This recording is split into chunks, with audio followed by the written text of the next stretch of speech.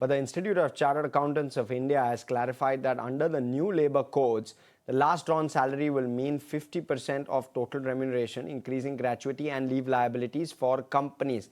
What this will mean, the IT sector, which relies heavily on contract staffing, is likely to already see higher compliance costs as well as a higher provision for gratuity. We're already seeing that on the numbers. Let's listen into a slice of the conversation we had with the president of the ICAI.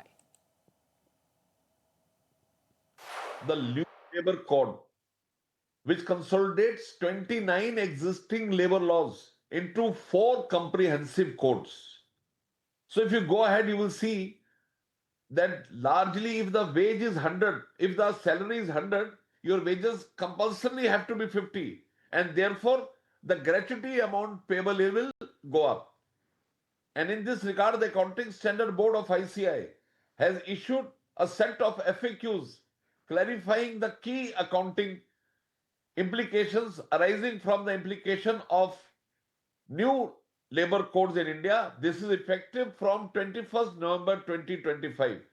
The first issue, that would there be prudent to stagger such expenses? No. The impact is as on today, as on 21st November 2025.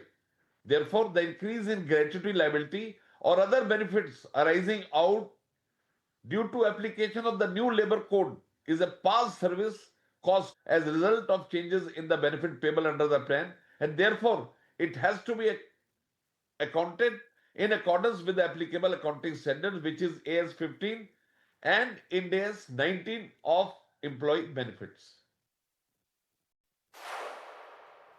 Well, I think the question from the market perspective, Sajid, is going to be that the market was hoping for a meaningful recovery in H2.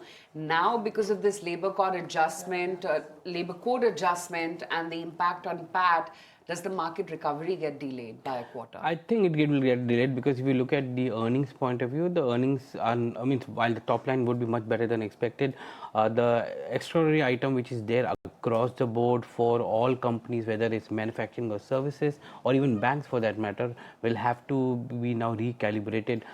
Because of the new labor code, provisions which is coming in. So the earnings recovery in Q3, you're going to see two narratives: one with the impact of labor code, and one removing the impact on labor code. But even though it is a non-cash thing, it is going to hit the P&L of the companies because it's been taken to the P&L there. So you'll have on a reported number basis, you're going to have a weak PAT coming in.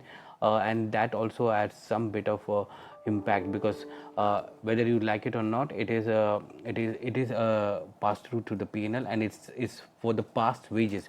So while the institute very clearly says you don't have to restate the past numbers, but you just have to take the impact on it. So my sense is that reported numbers are going to be much lower in Q3 because of this impact, one-time impact on labor code. And maybe